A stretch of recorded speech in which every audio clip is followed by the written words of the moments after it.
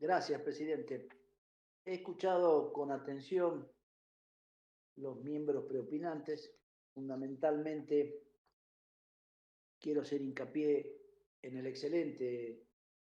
fundamentación de la miembro informante, la senadora Sagnum, quien a mi criterio ha centrado correctamente el enfoque de esta ley delegante que el Congreso está sancionando y sobre la que incluso, pese a que el proyecto fue del Poder Ejecutivo, se le han hecho importantes modificaciones que creo que dan respuesta adecuada a la mayoría de las objeciones que desde el punto de vista constitucional incluso ha reseteado y ha mencionado el senador Lustó. Es una ley que tiene un plazo, que se ajusta a las previsiones del artículo 76, que pretende regular una materia muy delicada, que es la competencia sanitaria federal, en un ámbito donde la pandemia no hace distingo de fronteras. Hoy, alarmados, estamos experimentando en todo el país lo que hace una semana y 10 días se experimentaba la jurisdicción del AMBA, el incremento notable de la contagiosidad, el agotamiento de las terapias intensivas y una situación de alarmante incremento de este flagelo que tiene la humanidad, como es una pandemia declarada por la Organización Mundial de las Naciones Unidas, pero que fundamentalmente nos llegó y nos golpea con absoluta contundencia a los argentinos. Presidente, hasta la reforma del año 94, la palabra salud no existía en el texto constitucional de la Argentina. Solamente podríamos decir que se referenciaba el término salud indirectamente a través del último párrafo del artículo 14 bis, cuando decía el artículo 14 bis que el Estado otorgará los beneficios de la seguridad social, que tendrá carácter integral e irrenunciable, especialmente la ley de seguro social obligatorio. Estos institutos, la seguridad social y el seguro social, tienen, insisto, la cuestión de la salud. Pero con la reforma del 94, el tema adquirió realmente importancia, relevancia, y podemos hablar,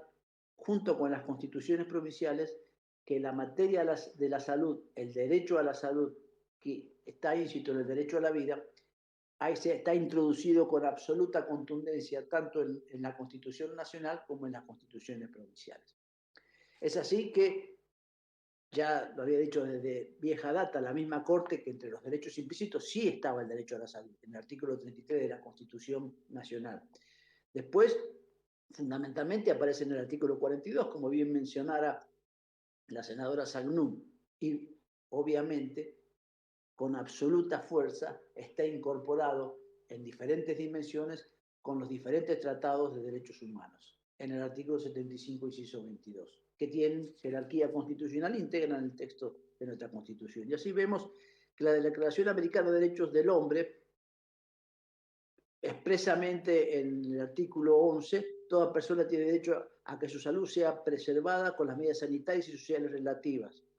Entre ellas figura la asistencia médica. El Pacto Internacional de Derechos Económicos, Sociales y Culturales se reconoce en el artículo 12 el derecho a toda persona a disfrutar del más alto nivel posible de salud física y mental y exige a los estados la adopción de medidas para asegurar a todos esa asistencia médica. La Convención Americana sobre los Derechos Humanos, el Pacto San José de Costa Rica, expresamente entre las disposiciones que habla de los derechos sociales enunciados en la Carta de los Estados Americanos, el artículo 33, justamente menciona la defensa del potencial humano mediante la extensión y aplicación de los modernos conocimientos de la ciencia médica. La Convención de los Derechos del Niño, y así la Convención Internacional de Eliminación de toda forma de discriminación contra la mujer, todos y cada uno de los tratados internacionales han irrumpido el derecho a la salud. Hoy nosotros desde el Congreso queremos sancionar una ley que regule parámetros objetivos en el marco de esta emergencia, que requiere medidas urgentes y eficaces en el tiempo. Estas medidas urgentes y eficaces en el tiempo han sido adoptadas por el Gobierno Nacional a través de diferentes decretos de necesidad de urgencia, entre ellos comenzando con el famoso decreto 260 del año pasado, y que han sido receptadas y reconocidas expresamente por las jurisdicciones provinciales y hasta por los otros poderes del Estado, es decir, el poder legislativo y aún el poder judicial. Debemos tener presente la acordada 4 del 16 de marzo del año pasado de la Corte Suprema de Justicia de la Nación. Esta acordada 4 de la Corte Suprema de Justicia de la Nación ya decía el año pasado, en su considerando 5, que frente a la pandemia declarada con relación al coronavirus por la Organización Mundial de la Salud, el Poder Ejecutivo Nacional, mediante el decreto 260-2020, amplió la emergencia pública en materia sanitaria que había sido declarada por la ley 27.541, porque también tenemos la emergencia declarada por ley del Congreso. Decía el considerando 6 de la acordada 420 de la Corte Suprema, porque también quiero mencionar, en función de que se ha invocado el fallo,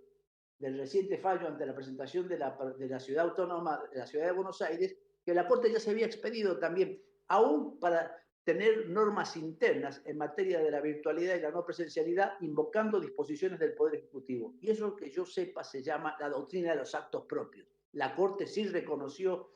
la competencia y las atribuciones del Poder Ejecutivo y aún del Congreso, porque nosotros estos decretos de necesidad de urgencia los hemos ratificado. Dice la Corte que las razones referidas se exigen en función del carácter dinámico y cambiante de la situación epidemiológica, la que hoy estamos sufriendo en grado exponencial. Esto aludo yo. Que este tribunal adopte medidas rápidas y eficaces destinadas a contribuir con el aislamiento sanitario necesario en línea con las medidas establecidas por el Poder Ejecutivo Nacional y sin perjuicio de las que sea necesario adoptar en el futuro. Entre ellas corresponde contemplar especialmente la situación, decía la Corte, del personal que, según los criterios médicos generales advertidos, se aprecia como de mayor vulnerabilidad. También debe tenerse en cuenta la situación de los agentes cuyos hijos menores de edad se encuentran alcanzados por la suspensión de clases. Ahí la Corte ya en el año pasado hablaba de la suspensión de clases. Entonces yo quiero decir que realmente ha sido correctamente invocado también el fallo reciente, que creo que ha sido un momento, nos ha llevado a una reflexión, a la necesidad de que esta Corte, de esta Cámara, actuase rápidamente y con celeridad en establecer estos parámetros objetivos. Primero, para que fuesen pautas tanto conocidas por los otros poderes del Estado federal como también por las estructuras y las organizaciones de los estados provinciales. En este marco, yo quiero ser honesto, a mi criterio, desde el punto de vista que nosotros hemos venido ratificando los decretos de necesidad de urgencia del Poder Ejecutivo, ha habido una suerte de delegación implícita en el Poder Ejecutivo, atento a la necesidad de que se adoptasen medidas urgentes, eficaces y en respuesta adecuada a la evolución de la pandemia. En ese marco, los decretos de necesidad de urgencia han sido siempre tempestivamente tratados por el Congreso y ratificados por el Congreso, por este Senado mismo. Ahora bien, la necesidad de fijar parámetros objetivos, de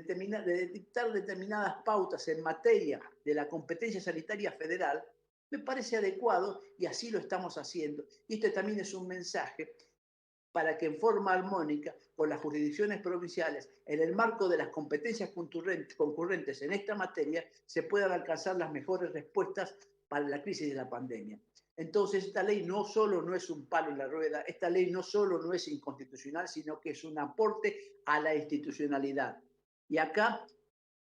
vamos a decir que en modo alguno nosotros estamos avanzando y avasallando las competencias y las jurisdicciones provinciales. Es más, expresamente, algunas observaciones que nos parecieron atendibles han sido receptadas y se va a modificar y se está modificando este dictamen y ya ha sido distribuido entre los diferentes senadores las propuestas de modificación para que aún con la mayor puntillosidad posible se respeten y resguarden los precedentes constitucionales. Yo quiero hacer referencia al fallo reciente de la Corte Suprema y al voto del doctor Lorenzetti, cuando este decía: la Constitución reconoce el derecho a la salud y a la vida, respecto de los cuales los demás derechos individuales resultan instrumentales, porque es evidente que no hay educación sin vida humana. Y en este marco, yo creo honestamente que, como todo poder del Estado, también puede ser auscultado y aún criticado. La Corte, en algunos aspectos de este fallo, analizando las competencias de la jurisdicción de la ciudad de Buenos Aires en materia de su autonomía y en materia de educación, honestamente ha omitido ponderar adecuadamente la rigurosidad y el carácter de crisis en materia sanitaria tiene la pandemia. Fíjese qué decía la Corte en una parte de su fallo que yo creo que hoy mismo debe estar a punto de reconsiderando. Dice, las alegaciones ensayadas sobre la cantidad de personas que utilizaron el transporte público de manera coincidente con el inicio de las clases presenciales, la circulación masiva de personas entre la Gran Buenos Aires y la ciudad de Buenos Aires, o el aumento de la proporción de casos del COVID-19 en personas de 13 a 18 años y de 20 a 29 años, sin mayores explicaciones sobre la particular incidencia relativa de la educación presencial en la propagación del COVID-19, no alcanza para justificar el ejercicio de la competencia sanitaria federal que incide de manera tan drástica en la modalidad de la enseñanza, en lo que aquí interesa a Porteña. Y yo digo que realmente estas cifras que invocaba el Poder Ejecutivo hace 3 semanas, hoy exponencialmente se han agravado. Y le digo a la Corte y a quien quiera cuestionarlo que sí incide y que los datos que esgrimía el Poder Ejecutivo daban cuenta de una emergencia, de una situación que necesita reglas claras y que en el fondo ese DNU tenía parámetros absolutamente razonables y científicamente fundados en materia de la emergencia sanitaria. Quiero, por último, decir que los DNU han sido perfectamente constitucionales y que el Congreso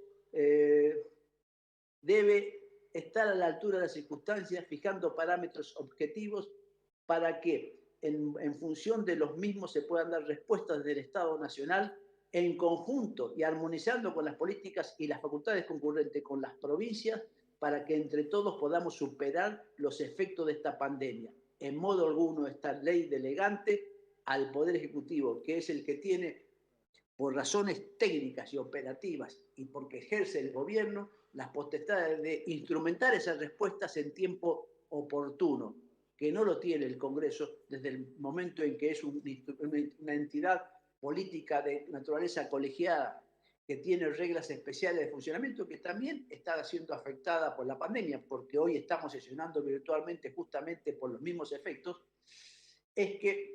creemos que la pandemia es una adecuada justificación incluso para que en materia federal se pueda directrizmente disponer medidas conducentes aún a los estados provinciales, porque no distingue fronteras provinciales el virus. El virus azota a todos los argentinos como azota a toda la humanidad. Y entonces las políticas necesarias y las respuestas necesarias y contundentes en el marco de las competencias sanitarias del gobierno federal deben ser ratificadas o en este caso deben ser delegadas por el Congreso de la Nación para que sobre pautas objetivas, sobre pautas absolutamente razonables, se ejerza ese poder con la mayor contundencia y con la mayor eficacia que nos permita ir superando este verdadero flagelo que nos está azotando a los argentinos. Nada más, presidente. Gracias, señor senador. Tiene la palabra la senadora Silvia Elías de Pérez.